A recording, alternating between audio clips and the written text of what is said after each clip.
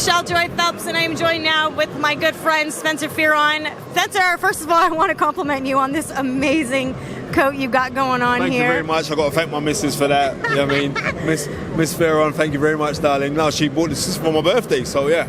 When was your birthday? No, my birthday's actually next week, but I don't celebrate it, so they always get me things before. Yeah. So it's kind of, from her and the children. So I got two of these, so I'm very, very grateful. Well, happy birthday, Spence. Thank you very much. So, it's been a pretty eventful week this week with some crazy stuff going on. The table flipping and all that stuff. Have you seen the memes? There's been memes about it. Yeah, yes, I've seen loads and loads. Hey, let me tell you. Any dancing? Right, it's been crazy. On the reels, I wasn't happy by their behaviour. I know both men very, very well from their young days. Before Dylan even became a professional boxer, he was around me a lot.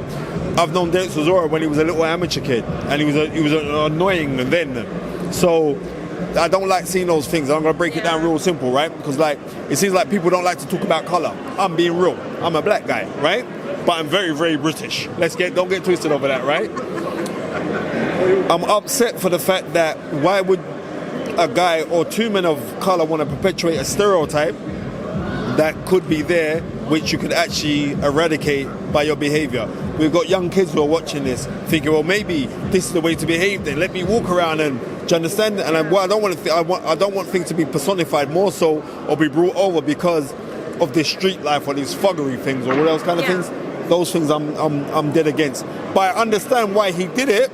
I do understand. I was going to ask you because, you kind of have to look at it from the perspective of he was feeling like, all right, well, he kept repeating something about wait until after or on the streets. So Dylan said the same thing to Anthony Joshua, right?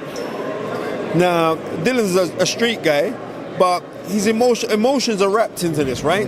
It's a big fight. It's a big fight because financially both are getting paid very well, even though Whyte-Chisora has to pay 25 grand out of the money that he's getting, but it's still a lot of money. It's not even 10% of what he's getting. So, right? Well, I can understand why Dylan will behave the way that Dylan behaves because he's a very passionate and emotional person. Yeah.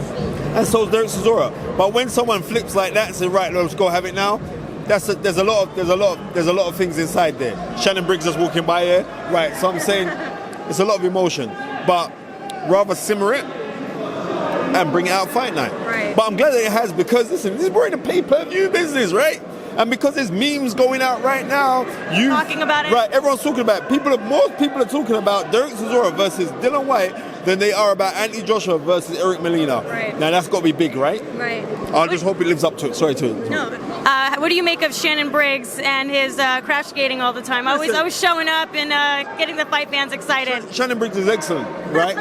Shannon Briggs is excellent. He's great for the sport, honestly. He's superb for the sport, but not only that, but he called a really good thing, right? And I would like to see Shannon Briggs versus Luis Ortiz. Yes, he was just saying that. Because I think they're about the same age. Yeah. Luis Ortiz is old. Don't trust no Cubans, they ain't got passports. They're going to get passports now, Castro's died. That's hilarious. How do you see the main event going down, Spence? To be realistic, I see this fight going kind of early, but exciting early. We've seen Eric Molina before in the past. He gets hit, but he likes to throw back, so he likes to throw shots. But Anthony Joshua's a physical specimen. It's been shown live in America on Showtime. It's his chance to blow. Yeah. So fingers crossed. Well, not fingers crossed. Fingers, toes crossed.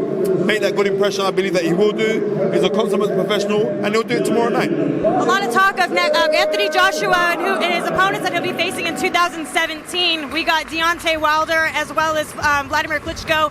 Can I just get your thoughts on who you think would win those fights? Like if Joshua fought Wilder and if Joshua fought Klitschko? Well, it's a fraught right now. I would say the later that fight happens for Klitschko, the better, because he's getting old right now. And what Klitschko doesn't want, because he's always been susceptible. To punches. We've seen that in the Lamont Brewster fight. We've seen that in the Corey Sanders fight where he got knocked out. In the first fight they had with Samuel Peters, he got knocked out a couple of times as well. So he's susceptible. Nobody's more explosive of a puncher than Anthony Joshua. So it could be at the right time for Anthony Joshua. But to gauge it right now, Anthony Joshua's still young. But I think Anthony Joshua could knock him out. But he's got to negate that jab. And Klitschko is the master of throwing that jab and pulling his head out of punching range. But yeah. Yeah, Dylan Whyte's just come on the scales, and if we just see on Dylan's back, Dylan's had cupping done, so he said, Dylan's up for this fight. I can tell you that now for nothing. Dylan's up for this fight. Who do you have in that fight? Really, it's a pick'em. I spoke to Lennox Lewis yesterday, and Lennox Lewis actually had Whyte-Chisora winning. I think Dylan Whyte, because he's a younger, fresher man, and Dylan administered the jab, where Whyte-Chisora doesn't really administer the jab, it's more of a clubbing shot. So I think the guy who can administer the jab, which is going to be Dylan Whyte, will win the fight. It's not going to be easy, but I think I'll go Dylan Whyte points. Right. But I hope that he lives up, because you can't be doing all of this, flying over tables, sending out threats, and then not causing an exciting fight. Right. An exciting fight. I hope this goes out this evening. Everybody, buy your fight tomorrow on Sky Box Office. All right? Support the cause, because it's going to be some great, great fights. Kaya fighting Conception, some great fights. I'm really up for this. Female boxing, we got Katie Taylor on the card as well. Man. Let me tell you, Katie Taylor is the female equivalent of Lomachenko. Yeah. I'm telling you, she's got every punch in the book and more, and she believes it. She's quietly confident young lady. I like how she's a lady. She's a lady. She carries herself like you.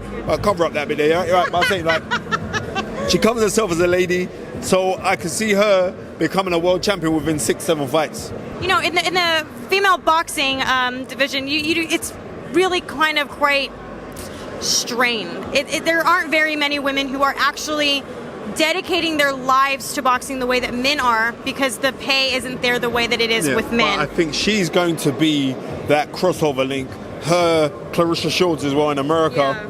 I think they're going to be the crossover, and they're going to be the ones, like, not to say female boxing or male boxing, just to say boxing, and she's going to be a superstar of boxing, not just female boxing. Yeah. I believe that she and Clarissa Shields will become stars of boxing.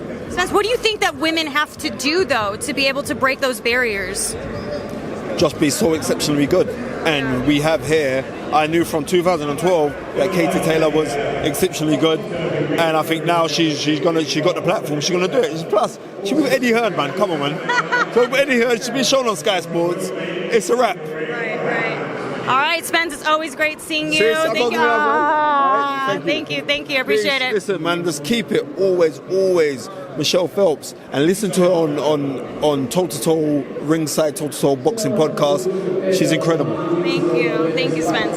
Bye fans. If you haven't already subscribed to our channel, make sure you go ahead and do so, because Behind the Gloves is worldwide with our coverage. All you have to do is click this little link right here.